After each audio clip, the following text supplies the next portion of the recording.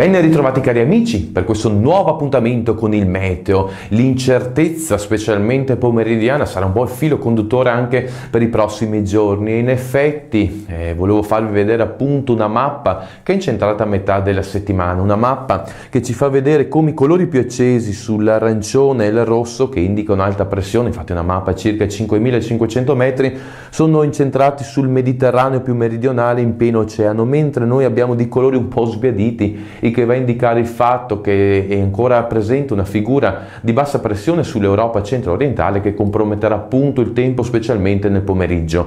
Diciamo che lunedì e martedì ci saranno ancora parecchie nubi, specialmente nella mattinata, mentre nel pomeriggio arriveranno degli acquazzoni, localmente anche temporaleschi, sulle zone montuose che potranno appunto sconfinare su alcune aree pianeggianti. Da mercoledì ci sarà una maggiore presenza del sole, specialmente al mattino. Nel pomeriggio tempo ancora incerto e le temperature sono destinate a salire. Infatti è probabile in prossimità del prossimo fine settimana, quindi ritengo a partire da venerdì, che il tempo sia destinato a migliorare per il rigonfiamento di una figura di alta pressione che farà finalmente alzare le temperature, quindi potrebbe prospettarsi un weekend del sapore estivo. Ovviamente attendiamo le dovute conferme. Per ora è tutto, ci sentiamo nel prossimo appuntamento.